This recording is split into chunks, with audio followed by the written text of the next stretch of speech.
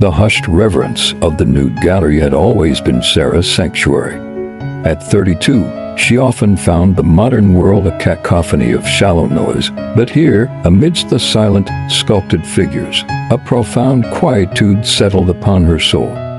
She wasn't an art historian, nor a sculptor herself, but something about the raw, unadorned humanity captured in marble and bronze spoke to her on a level no living person ever quite managed.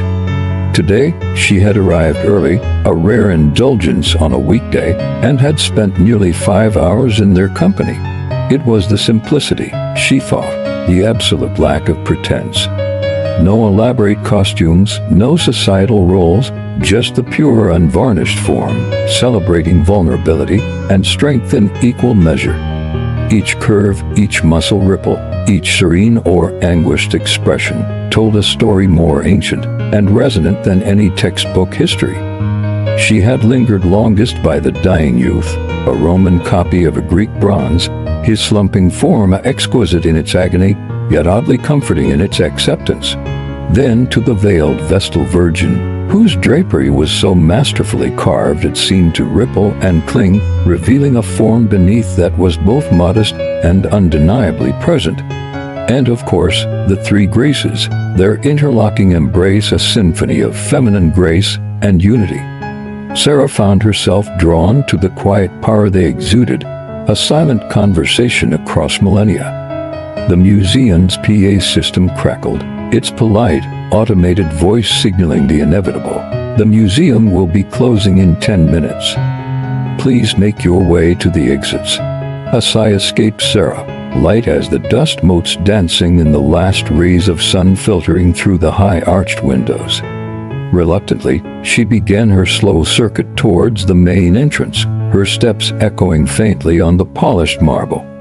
She was usually among the last, savoring every moment until the security guards began their gentle ushering. But today, something was different. As she passed the three Graces once more, a faint shiver traced her spine. Not from cold, but from an almost imperceptible presence. She paused, turning back. The statues stood as they always did, frozen in their timeless dance, yet she felt a peculiar hum in the air around them, like the lingering charge after a static shock.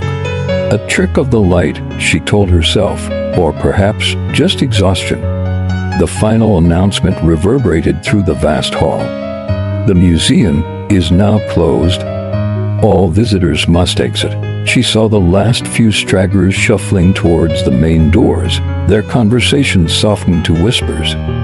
A security guard, a burly man named Frank who always offered her a kindly nod, was making his way through the modern art wing, his radio crackling. Sarah instinctively ducked into the shadowed alcove where Venus Pudica stood, her modest pose an invitation to contemplation. She wasn't trying to hide, not exactly, but a strange, compelling urge to stay had taken root. Frank's footsteps faded. The distant clatter of the main doors being locked resonated through the building, a sound of finality that usually brought a pang of disappointment. But tonight, it brought a thrill. She was, in essence, alone. The museum lights dimmed, shifting from the bright day-setting glow to a muted, ambient illumination. Long, deep shadows pulled around the bases of the pedestals, making the figures seem to rise from inky depths. The air grew still, heavy, charged. Every breath Sarah took felt amplified. She stepped out of the alcove, her gaze sweeping across the gallery. In the dimness, the marble figures seemed to possess an uncanny luminescence, their forms softer, more yielding than stone. The dying youth seemed almost to sigh, a sound Sarah felt rather than heard, a gentle exhalation of ancient sorrow. The veiled Vestal's drapery appeared to sway, ever so slightly, as if stirred by an imperceptible breeze. Her heart began to pound, a frantic drum against her ribs. This wasn't a trick of the light, nor of her imagination. The statues were resonating. A faint, high-pitched hum began to fill the vast space, growing steadily, vibrating through the museum's very foundations. It wasn't a sound from the speakers or the ventilation system. It was deeper, more fundamental, like the earth itself singing a forgotten song. It seemed to emanate from the very heart of the gallery, from the statues themselves. Sarah took a tentative step forward, then another, drawn by an invisible current. She found herself standing before the three graces again, their smooth, pale forms bathed in the ethereal glow of the dimming lights. The hum intensified, and then a whisper, faint as a moth's wing, touched her mind. It wasn't a language she understood, yet its meaning was undeniably clear.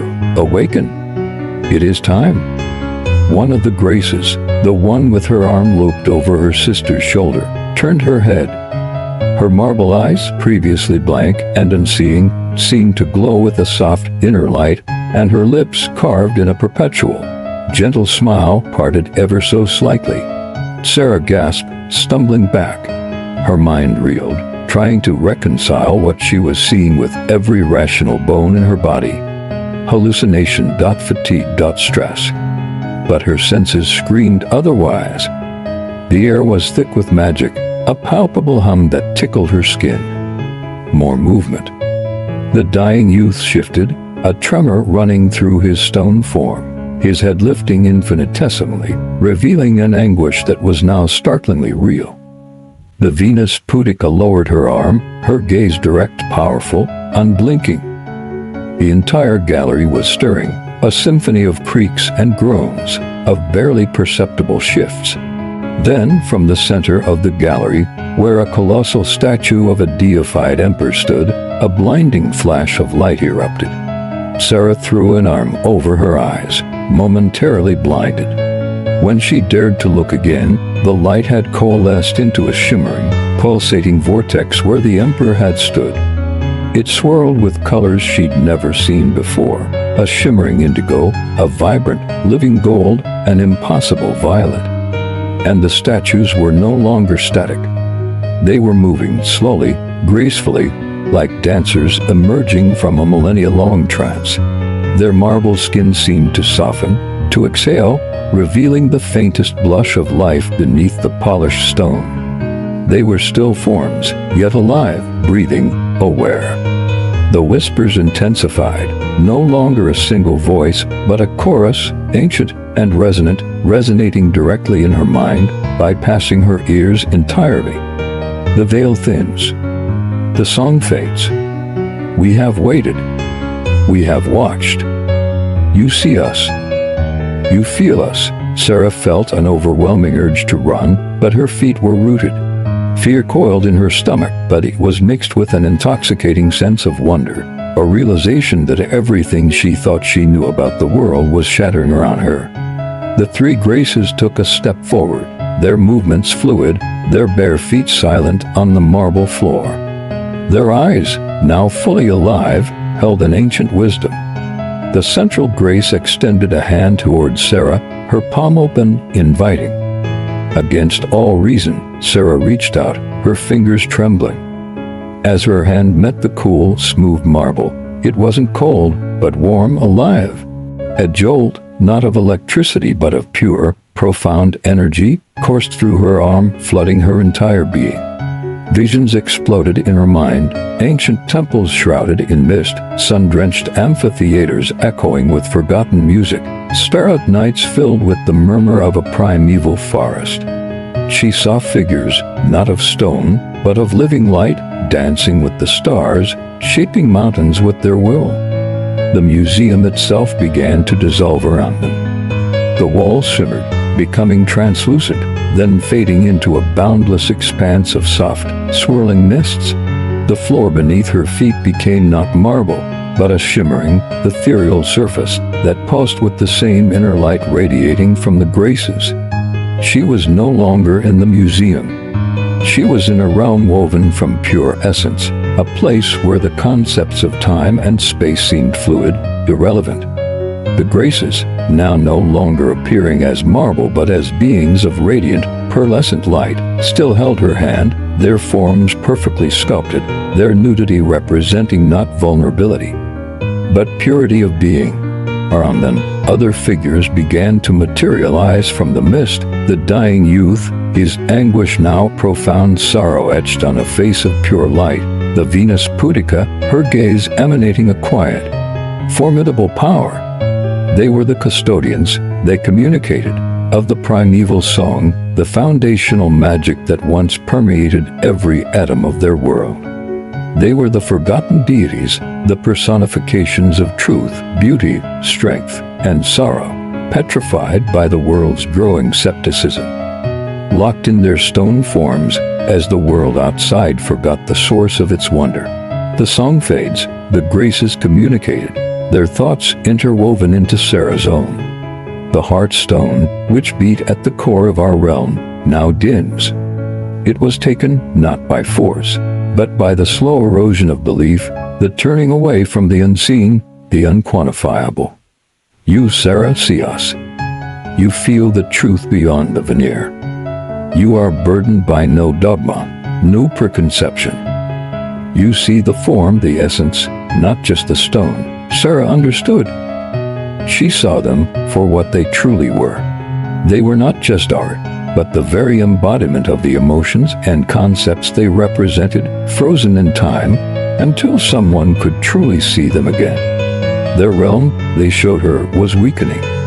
Cracks of cold, sterile light from the mortal world were appearing, threatening to shatter their ethereal existence entirely. The heart stone, a crystalline repository of the primeval song, was buried deep within the modern world's forgotten spiritual core, suffocated by concrete and cynicism. You must retrieve it. The graces urged, restore the resonance. Only one who comprehends the pure form, unburdened by the illusions of the fleeting world, can touch it without shattering its last faint pulse. They projected images into her mind, a landscape of muted colors, of gray faceless buildings rising into an oppressive, uniform sky. At its center, a distorted, grotesque monument, a tangle of steel and wires, pulsing with a faint, sickly light. This was Hearthstone's current prison, its energy being slowly siphoned by the very forces that had caused its decline. Sarah felt a surge of doubt. Me? I'm just me. An art lover. I have no magic. Magic is not a force you wield, but a truth you perceive, the dying youth communicated, his luminous form radiating profound calm. Your empathy, your ability to see beyond the surface, is your power. It is the purest form of magic. She was transported, not physically, but spiritually, to the edge of this desolate landscape. The air was heavy with apathy, with the static of indifference. Gray, ethereal figures, thin and distorted, scurried about, their faces black. They were the spirits of forgotten dreams, of stifled creativity. She had to navigate this landscape of despair. The graces, through their mental link, guided her. There were no physical obstacles, but conceptual ones. Walls of doubt rose before her, shimmering with projected fears. You're not good enough. You're deluding yourself. This is madness. But Sarah, remembering the serene power of the statues, pushed through, focusing on the beauty she had seen, the truths they embodied. She passed the spirits of forgotten laughter, of unexpressed passion, of neglected wonder. With each step, she focused on a different statue she knew. The strength of the discus thrower, the resilience of the Laocoon and his sons, the serene wisdom of the Athena Parthenos. She drew on their essence, their carved stories infusing her with purpose. Finally, she stood before the monument. It wasn't physical, but a construct of forgotten belief, a cage for the hearthstone. It pulsed with a weak, sickly glow. She saw the hearthstone within it, a magnificent crystal, dull and almost completely dark, its once vibrant colors suppressed. Touch it, the graces urged. With sight, with feeling, with truth. Sarah reached out, her hand passing through the abstract, cold architecture of the monument. Her fingers grazed the surface of the hearthstone. It was cold, strangely rough, like a forgotten memory. She closed her eyes. She didn't try to do anything, but to feel. She thought of the perfect curve of a sculpted hip, the delicate line of a collarbone, the powerful tension in a carved muscle. She thought of the stories she had projected onto them, the emotions she had felt in their silent company, the vulnerability, the strength, the grace, the enduring beauty. She poured her pure, unburdened appreciation into it. She saw the Heartstone not as a dull rock, but as a masterpiece, a work of art that had simply lost its light. And then it pulsed, first faintly, then with growing power. A warmth spread through her fingers, through her arm, through her entire being. A crystal began to glow with an inner light, faint at first, then growing in intensity until it blazed with a blinding, pure radiance. The gray mist around them recoiled, shrieking silently, the bleak landscape dissolving into nothingness. The Heartstone, now vibrant, exploded with color, sending tendrils of pure, living light throughout the ethereal realm. The Custodians of the Primeval Song bathed in its renewed glow, solidified even further, their forms becoming crisper, their light more brilliant. It is done, the graces communicated, their voices filled with profound gratitude. The song is restored, the connection renewed. For now the world remembers, even if only in whispers. The realm around Sarah began to shimmer, to coalesce. The swirling mists resolved into solid walls. The luminous figures of the Custodians faded, their forms once again becoming polished stone. The vibrant colors of the Heartstone receded, becoming the muted, artificial glow of the museum's ambient lights. She was back in the nude gallery. The statues stood as they always had, silent, immobile. But Sarah knew better. She felt the faint, subtle hum of the restored song reverberating through the marble, a deep, resonant pulse that only she could perceive. Their eyes, though unseeing, felt watchful, knowing. A sudden, jarring click echoed through the hall. Footsteps. Frank, the security guard, rounded the corner, his flashlight beam cutting through the dimness. He stopped short when he saw Sarah. Ms. Davies. Goodness, I thought everyone had gone. You nearly gave me a fright. Are you all right? I did 2 sweeps through here. He sounded genuinely concerned, a hint of exasperation in his voice. Sarah smiled, a genuine, radiant smile that felt completely new. I'm fine, Frank.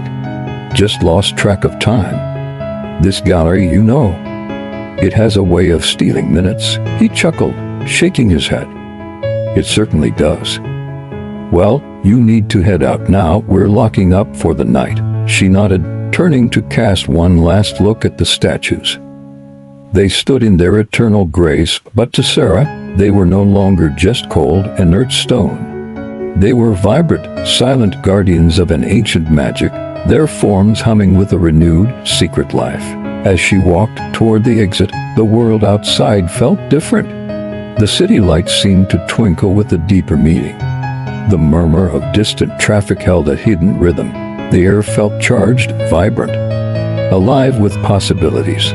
She saw the lines of architecture, the shapes of trees, the forms of people with a heightened clarity, a sense of underlying beauty that had been obscured before. She carried the secret within her, a warm, resonant hum in her chest. Her life would never be mundane again. She would return to the museum, of course, many times. And each time, as she stood among the sublime, nude figures, she would share a silent, knowing glance with the ancient custodians who, thanks to her, could finally sing their primeval song once more. The museum was no longer just a building filled with art. It was a veiled gateway to truth, and Sarah, the woman who saw beyond the stone, was now its silent keeper.